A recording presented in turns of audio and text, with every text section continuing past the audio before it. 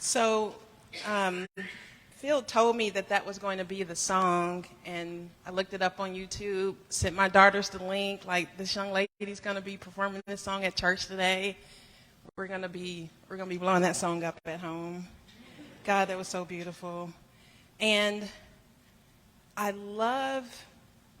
she talked about the power of this pain. And there is power in pain. There can be power in pain if we can see it that way. There can be power in our struggles. There can be power in our challenges. There can be power in conflict, the rubbing together that Reverend Jerry talked about last week when we were looking at our oneness and we were taking that in. There can be power in all of that if we see it that way. And so today we are continuing our series on this book, The Eye of the Storm, by Dr. Gary Simmons, Embracing Conflict, Creating Peace. Easier said than done. So today is week 4. Next week will be the last week on it. And he offers an approach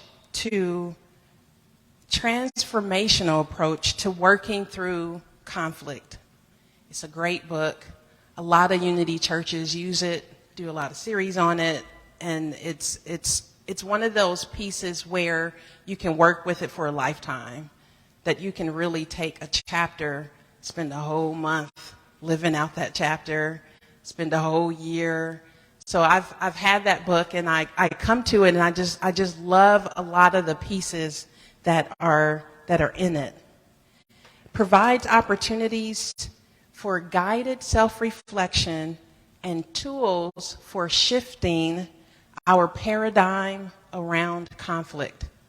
So my talk today is called What You See is What You Get. And the approach that I want to take with it is, if what you see is what you get, what if you're wrong about what you're seeing? Or what if you're wrong about what you think it means, what you're seeing? I did it this morning. So I got up and was thinking about the talk and playing Carly's song and really feeling it and having a moment of church by myself already. And I went to put a load of laundry in the washing machine. Wouldn't you know it, my kids had laundry in the washing machine, which meant there was something in the washer, there was something in the dryer. Then one child had the basket of her clothes in the front. I immediately assumed that that's whose clothes it was in the washing machine. And of course I got mad and made up a whole huge story, split second, about what that meant for my day and how everything was going. Then I leaned over and bumped my head, and then that exponentially added to everything. Then I go on to do some other things. So I take the clothes out, put them in a hamper, put the other clothes in. Dadgummit, I'm just trying to do some laundry this morning. And then I come back. When I take the clothes out of the dryer that I had put from the washer, it wasn't the child's clothes that I thought it was. I was wrong that fast. I had made up a whole story. And what that meant for my day, and my high is good, I'm trying to get ready for service, I was totally wrong. So what if what we think we see in our lives or in a moment of conflict, and it doesn't have to really even be serious conflict, just any kind of situation in our life where we think that something or someone is against us, or against us having a good day, against us getting to where we're trying to go on time, or against us whatever it is. What if we're wrong about what we think we see? So in The Eye of the Storm, The whole premise is within every storm, within a hurricane, that there exists a single theoretical point in space where the forces of the storm are in perfect equilibrium. At that point in space, the I, say like the eye of the hurricane, I as in E-Y-E, that there is a place where there is peace, where there is calm, where there is perfect stillness. So within every storm, there is the point where there is peace, where there is calm, equilibrium, and balance, and wholeness. So Dr. Simmons' work then is based on the idea of the eye of the storm, this time the letter I, the eye of the storm, the place within us where there is perfect peace, where there is perfect balance, where there is equilibrium and a sense of wholeness and connectedness and the oneness that Reverend Jerry talked about last week. And that his work then is based on the idea that this eye of the storm is not outside of you, it's within you. And that when we think of conflict, again, not this big like arch enemy kind of deal where we have like this big enemy. Somebody wakes up this morning and they make it their mission to ruin our day. Not that sense of an enemy, but anything that is an adversary to me feeling at peace, for me feeling at oneness, someone that I might not agree with or I might not see eye to eye with. If I'm making that against my highest good, then I've made that an adversary. So his work then is that there is that place within us, even with the things that are spiraling and what looks like chaos, there is that space within us where there is that peace, where we can remember that there is a purpose to our pain, that there is balance and wholeness. And then the other big piece of his work then is that no one is against you. How does that feel? No one is against you. Nothing is against you. So when I'm talking about what you see is what you get, then how about, so I was telling Aunt Carol here that my vision changed this year or last year so I'm wearing contacts. Even with contacts, I can't see. That's the craziest thing. So like it took months to try to figure out the right prescription of contacts. They got tired of looking at me. I kept going in so much like this isn't working. Something's not right with this. Like I can either see far away or I can't see close up. And then the doctor, God bless her heart, told me that, well, maybe you should wear readers. That's the whole point of contacts, right? Why do I have to wear readers? That makes no sense to me. But I do. So I have these readers, cheap readers, got them everywhere, when I want to see close up. And it just sort of brings everything into focus and I can see better. So what if, and this particular pair is really like dirty, I really need to clean them. So how is it sometimes that when we're looking at life, whether you wear actual glasses or not, we are wearing glasses, some type of glasses when we're looking at something. We're either looking from a sense of fear, from a sense of like worry or doubt, maybe even what we think about ourselves. That's a good one. When we're kind of looking at life and what happens to us, what someone else does. Sometimes it's not about them, it's how I'm feeling about me in that particular moment. Or we're looking through worry or a sense of inadequacy or scarcity. We're looking through some type of glasses. So if what you see is what you get, then one of the first things we might need to do is check your glasses. You might need to check your glasses, put on another pair, check your prescription. And so in the book then, he talks about that there is,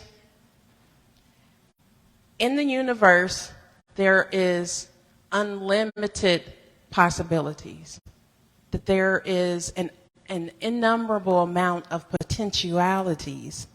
So that when we are in a situation or in something that happens in our lives, or even in a moment of thought, the moment that we choose one, all the other ones go away.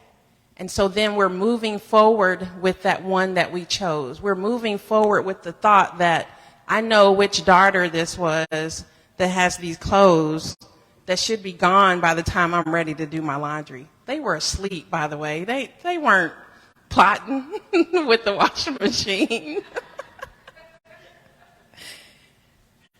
So if there is unlimited possibilities in the universe and I choose one, then the other thing that I do is I give it meaning. And I start adding all of this stuff to it. And then if it's a person, then I start adding all of this stuff to this person. He's like this, she's like this, she does this, he does this when I say this. How many of you growing up where you had one, before the age of having a TV in every room, where everybody had a device, a tablet, a smartphone, a smart watch, we had one TV. So growing up, we had to watch what my mama watched. So my mother loved her soap operas. She loved her stories. So she had General Hospital and Guiding Light, As the World Turns, The Young and the Restless. This is where they get to be after a while. I have a whole soap opera going on in my head. You ever notice that? And then you're talking to your friends. Oh, you're not going to believe what they did today. Oh, yeah, so-and-so. Let me tell you what's going on about that. They're spinning and restless and young and all that in my mind. It's funny how, but things take a life within us. So if we're looking at what you see is what you get, can we then start to practice and learn and develop the habit of maybe considering something different? I can be real quick to jump to a conclusion.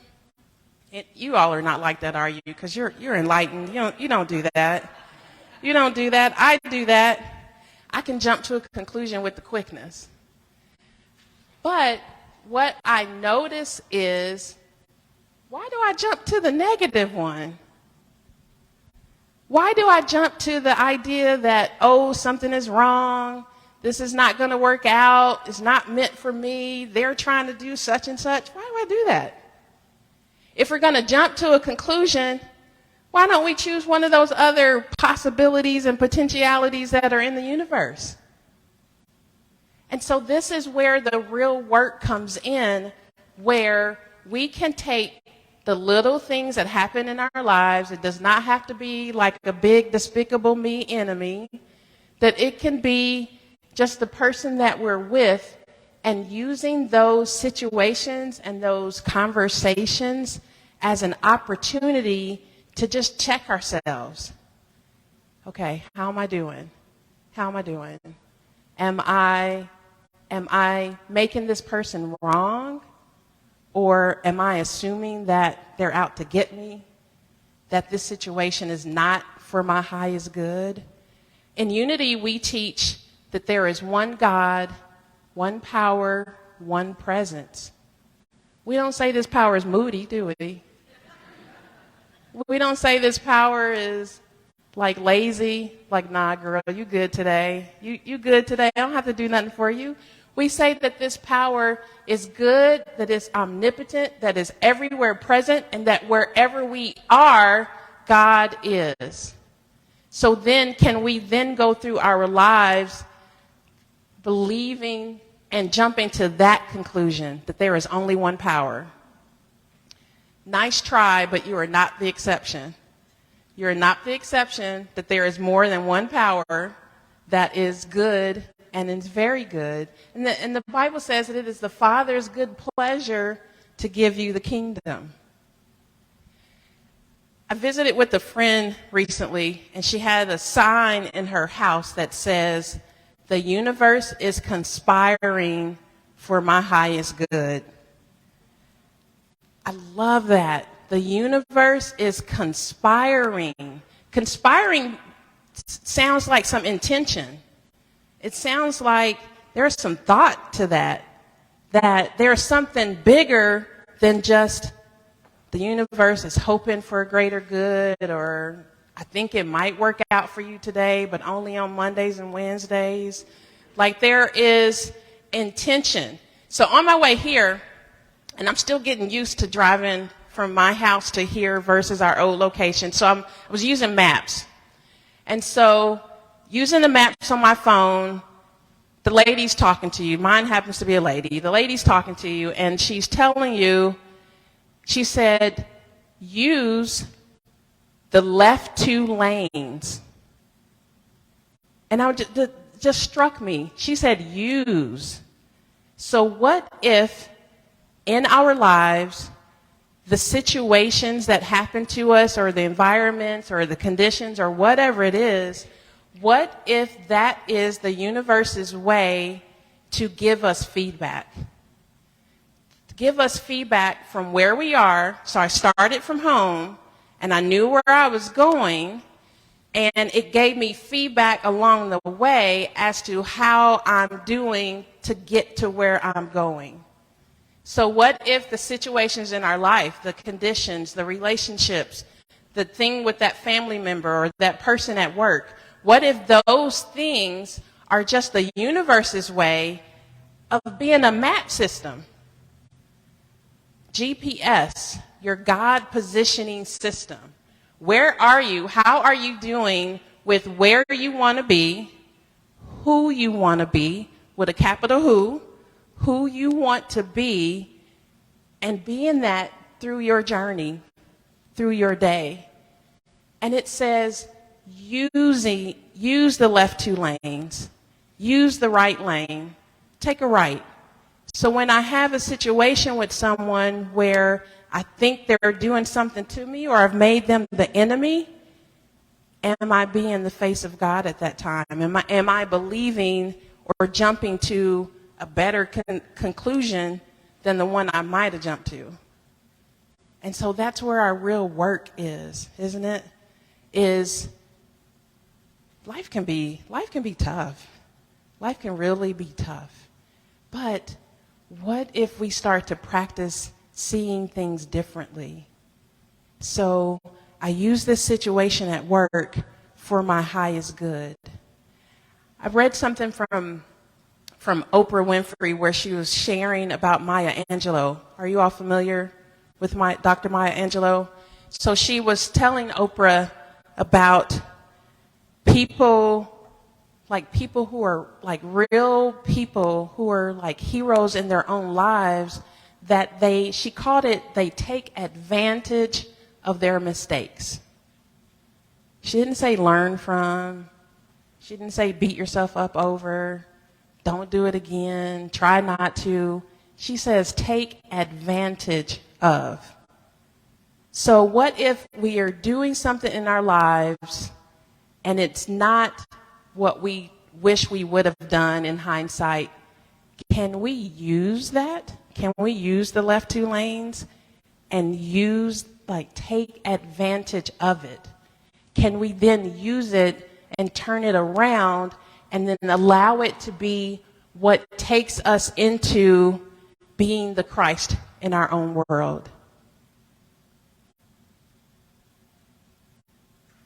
The universe is conspiring for your greater good. If we're going to jump to conclusions, how about the good ones? Believing in our highest good. believing that there is one presence and one power in our lives, and that power is benevolent, and it means for our highest good, and that the universe is conspiring through the loss of a job or the loss of a loved one, the loss of a relationship, the pain. It doesn't feel like it always in the moment, but I know in my own life, the things that have been the hardest and the worst, I gained the biggest blessings from it. I thought my world ended when my mother passed away. I was a wreck for about 3 years. I was lost. I had a friend of mine that told me it was hard to be my friend because I cried all the daggone time. I was so lost. And I can tell you now, she gave me a gift. Life gave me a gift. The relationships that that came and grew stronger out of that. The jobs that I lost, I thought someone was doing something to me, and I thought that person was just being a pain in the butt. But I grew through that. I learned things about myself, and if we allow ourselves to take those situations and take a moment in those situations and open to greater potentialities of what they could mean. And you start to, when you change how you look at something, you change what you start to see. And I can see blessings instead of this. I can see peace instead of this. And so use the left 2 lanes, use the right lane, take advantage of any so-called mistakes. Allow that pain where you burn your fears, where you are Carly and you are shining bright like a diamond, that you are giving your gifts to the world, and you know that you are here for a purpose. And that's the other thing that he talks about in the book, about we are here for a purpose. And we can use our situations for a purpose. If they're going to happen to us anyway, why not? This stuff's going to happen. And if we don't have to let the looks that people give us, the decisions that somebody else make, we don't have to make that mean for our detriment. You heard God meant it for our good. There is one power, one presence in the universe and in my life. God, omnipotent, the good. The universe is conspiring for your greater good. If you're going through a situation and it doesn't look like it, keep looking. The blessings are there. Everything has a purpose. We have a purpose. There is a GPS system within each of us that can take where we are, what we're going through, and bring us to something better and bigger and grander of who we came to be in this life. You claim it? All right. All right. Don't get mad when there's laundry in the basket. You're trying to do a load, okay? God is good. You are good. And we are one. And so it is. Thank you.